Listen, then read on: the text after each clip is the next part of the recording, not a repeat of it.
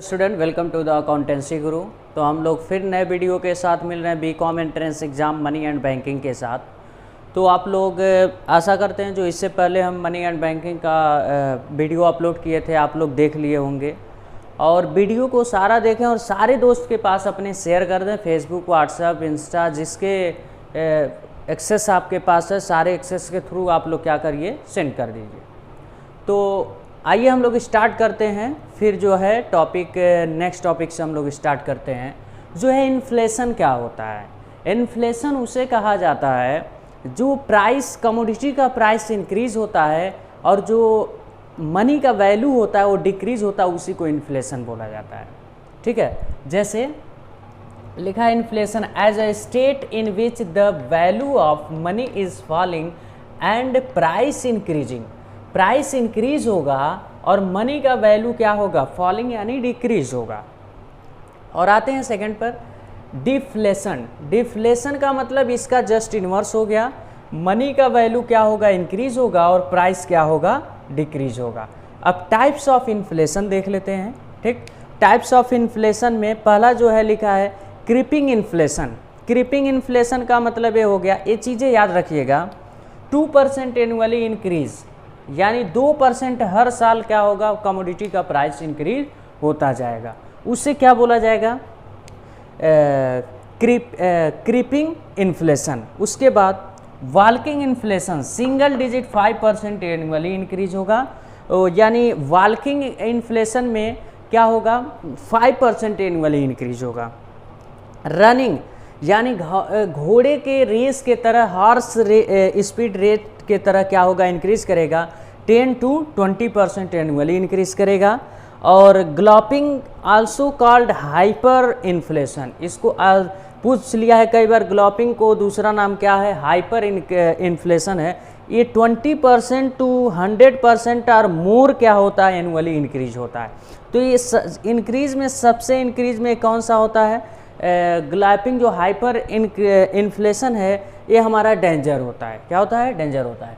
फिर इसके बाद ओपन इन्फ्लेशन क्या होता है, when government not control on inflation, जो महंगाई बढ़ रहा है गवर्नमेंट के बस में नहीं है कंट्रोल करना, उसी को क्या बोला जाता है, ओपन इन्फ्लेशन। और रिप्रेस्ड इन्फ्लेशन क्या होता है, रिप्रेस्ड इन्फ्लेशन का मतलब जो गवर्नमेंट उस महंगाई पे क्या कर सकता है, कंट्रोल कर सकता है, when government control on inflation. और नोट इशू बाई आरबीआई, आप लोग याद रखिएगा नोट किसके द्वारा इशू किया जाता है, आरबीआई के द्वारा। अब यहाँ से हम लोग बैंकिंग के टॉपिक पर आते हैं। लिखा है meaning of money, meaning of bank, sorry, meaning of bank क्या होता है, बैंक उसे बोला जाता है जो पब्लिक का क्या करता है, एक्सेप्ट डिपॉजिट करता है वेरियस अकाउंट से, saving account, current account, home saving account, house saving account, recurring account के थ्रू क्या करता है, पब्लिक से मनी एक्सेप्टेंस करता है और ज़रूरत पड़ने पे पब्लिक को क्या करता है, वो पैसा भुगतान करता है, उसी को बैंक बोला जाता है। Except deposit from the public. अब यहाँ पर देखिए, फर्स्ट बैंक ऑफ हिंदुस्तान, यानी फर्स्ट जो बैंक आया था क्या, किस नाम से आया था, बैंक ऑफ हिंदुस्तान के नाम से आया था। अब इसके बाद देखते हैं टाइप ऑफ बैंक क्या है, टाइप्स ऑफ। लिखा on the basis of ownership. On the basis of ownership में 3 सेक्टर हैं, public sector, private sector, cooperative sector. Public sector उसे बोला जाता है जिसका 50% से ज़्यादा शेयर किसके पास होता है, गवर्नमेंट के पास होता है, more than 50%, more than 50% government के पास होगा। और प्राइवेट सेक्टर किसे बोला जाएगा, ये 50% से कम शेयर किसके पास होता है, ये गवर्नमेंट के पास, तो उसे प्राइवेट बोला जाएगा। कोऑपरेटिव क्या होता है, ये म्यूचुअल बेनिफिट के लिए बनाया जाता है बैंक, जो उसके मेंबर होते हैं और या तो दूसरे पर्सन के हेल्प के लिए बैंक बनाया जाता है। अब इसके बाद on the basis of law के, पहला हम लोगों का टाइप्स ऑफ बैंक हो गया on the basis of ownership. अब आते हैं on the basis of law. On the basis of law schedule bank होता है और नॉन शेड्यूल बैंक होता है। शेड्यूल बैंक उसे बोला जाता है जिनका paid up capital minimum 5 lakh होना चाहिए और उसके बाद joint stock company. Second schedule of RBI, एक सेकेंड क्या है, शेड्यूल लिस्ट है, उस लिस्ट में आरबीआई के लिस्ट में क्या होना चाहिए, उस बैंक का नाम होना चाहिए, तब उसे बोला जाएगा शेड्यूल बैंक। ठीक है, नॉन शेड्यूल बैंक जिनका 5 लाख से कम कैपिटल होगा, पेड अप कैपिटल, और उसका जो सेकंड शेड्यूल में आरबीआई के लिस्ट में नाम नहीं रहेगा, इसी नॉन शेड्यूल बैंक को बोला जाता है लोकल एरिया बैंक बोला जाता है। अब इसके बाद on the basis of functional commercial bank क्या होता है जानते हैं, लोगों को क्या देता है, लोन प्रोवाइड करता है for commercial purpose. Exchange bank क्या होता है, जो नोट को क्या किया जाता है, एक्सचेंज किया जाता है जिस बैंक के द्वारा। इंडस्ट्रियल बैंक क्या होता है, जो इंडस्ट्री के लिए क्या दिया जाता है, लोन दिया जाता है। एग्रीकल्चरल, जो एग्रीकल्चर पर्सन को लोन दिया जाता है। सेविंग बैंक यानी छोटे छोटे जो अकाउंट पर्सन होते हैं उनको सेविंग करने का एक प्रोत्साहन किया जाता है। एक और होता है on the basis of organisation.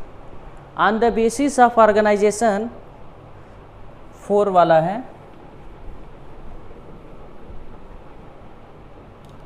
4 जो है on the basis of organisation. पहला है unit bank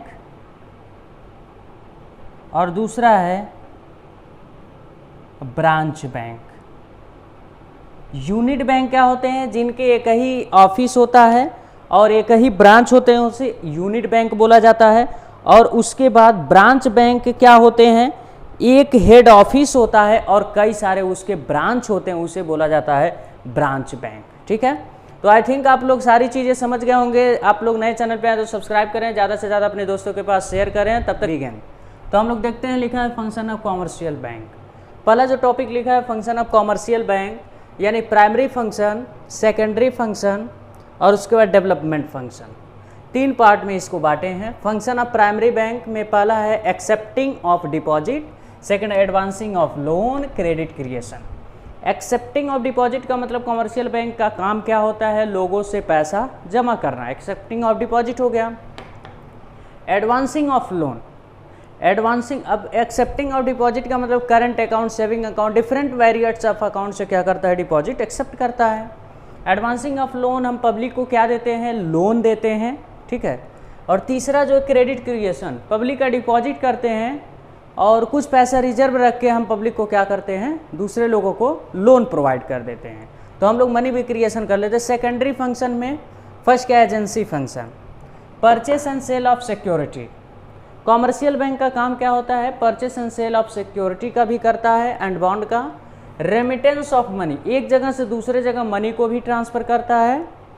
collection and payment of various items, अगर तुम्हारे कहने पर क्या करेगा, दूसरे से पैसा रिसीव भी कर लेगा और दूसरे को पैसा पेमेंट भी कर देगा। जनरल यूटिलिटी, अब सेकंड, इसी का भी फर्स्ट है एजेंसी फंक्शन और इसी का सेकेंडरी फंक्शन का सेकंड है जनरल यूटिलिटी। लॉकर की फैसिलिटी, अगर आपके पास कोई वैल्यूएबल चीज़ें हैं तो उसे क्या करिए, आप लोग लॉकर में रख सकते हैं। और उसका ट्रैवलिंग चेक, अगर इस कोई भी बैंक है, जैसे मान लीजिए पंजाब नेशनल बैंक, जहाँ पे आप कहीं जा रहे हैं घूमने, वहाँ पर ये पंजाब नेशनल बैंक का वो ब्रांच नहीं है, तो पंजाब नेशनल बैंक आपको क्या दे देगा, चेक दे देगा। आप किसी भी बैंक से क्या कर सकते हो, उसे डिस्काउंटिंग करा सकते हैं। ट्रांसपोर्टेशन फैसिलिटी भी देता है, क्या देता है, ट्रांसपोर्टेशन फैसिलिटी भी देता है। उसका development function mutual fund, mutual fund का मतलब जैसे ये क्या करता है, लोगों को हेल्प के लिए ये बैंक बनाया जाता है। हाउसिंग फाइनेंस यानी लोन के लिए ये दिया जाता है, हाउस बनवाने के लिए। लोन टू वीकर सेक्शन, जो वीकर सेक्शन होते हैं उनको लोन प्रोवाइड की जाती है। अब इसका फिर देखते हैं Reserve Bank of India. Reserve Bank of India RBI, जिसे सेंट्रल बैंक ऑफ इंडिया भी बोला जाता है। 3 प्रेसिडेंसी बैंक था, Bank of Calcutta, Bank of Madras, Bank of Bombay. इन तीनों को मर्ज करके एक नाम बनाया गया, क्या, इंपीरियल बैंक। और एक कब बना, 1926 में बना है और इसका नाम चेंज करके इंपीरियल बैंक का RBI reserve Bank of India रख दिया गया। Reserve Bank of India act पास कब हुआ था, 1934। और आरबीआई इसका एप्लीकेशन, जो एक्ट है एप्लीकेशन कब से हो गया, 1935 से हो गया। आरबीआई नेशनलाइजेशन कब हुआ, पहले प्राइवेट था, नेशनलाइजेशन कब हुआ, 1949 में हुआ। RBI also called bank of India and apex bank. RBI को बैंक ऑफ इंडिया भी बोल सकते हैं और अपेक्स बैंक भी बोल सकते हैं। इनिशियली हेड ऑफिस आरबीआई का कलकत्ता में था, बट इस समय शिफ्ट हो गया है जो मुंबई में आ गया। और उसके बाद इशू मॉनेटरी पॉलिसी, जो भी मॉनेटरी से रिलेटेड पॉलिसी जो इशू की जाती है आरबीआई के द्वारा ही इशू की जाती है, ठीक है। और उसके बाद finance function of RBI, RBI के फंक्शन क्या है, पहला इशू करेंसी नोट, यानी आरबीआई क्या करता है, नोट को इशू करता है और एक का सीक्वेंस जो होता है ये गवर्नमेंट करता है, ध्यान दीजिएगा।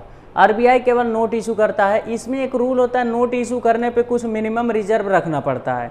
तो मिनिमम रिजर्व किस एक्ट में हुआ था, ये 1956 में हुआ था, याद रखिएगा, पूछ लेता है मिनिमम रिजर्व का एक्ट क्या है। और बैंकर्स ऑफ गवर्नमेंट, यानी ये जो हम लोगों का आरबीआई है, गवर्नमेंट का क्या माना जाता है, बैंक माना जाता है। अगर कोई भी चीज़ काम करता है तो आरबीआई ही करता है। और बैंकर्स ऑफ बैंक, यानी बैंकों का बैंक क्या है, रिजर्व बैंक ऑफ इंडिया है। Bank of last resort, last resort का मतलब ये हो गया जैसे अगर पीएनबी भाग गया तो लास्ट में जो पब्लिक का डिपॉजिट है कौन रिटर्न करेगा, reserve Bank of India. Clearing house, आप लोग जानते हैं कई जगह चेक इधर उधर करने से हम लोग क्या करते हैं at the end of the year, clearing house किसका काम है, आरबीआई का काम है। अब आते हैं गेट क्या होता है, गेट का फुल फॉर्म जो होता है general agreement type of and trade. ये गेट लाया क्यों गया, ये लाया गया 1947 में देश आज़ाद होने के बाद, प्रमोट इंटरनेशनल ट्रेड, इसलिए लाया गया ताकि हम लोग इंटरनेशनल ट्रेड को क्या कर दें, प्रमोट कर सके। स्टार्ट कब हुआ, 1948 में। ये आया कब, 1947 स्टार्ट हो गया वर्किंग इसका 1948 में, और कब तक चला, 1994 तक चला। इसके बाद 1 जनवरी 1995 को गेट क्या हो गया, को ख़त्म कर दिया गया। उसके जगह न्यू रिप्लेस हो गया 1 जनवरी 1995 को WTO। WTO का फुल फॉर्म देख लीजिएगा, वर्ल्ड ट्रेड ऑर्गेनाइजेशन, ये कई बार पूछ चुका है आप लोगों के एग्जामिनेशन में। तो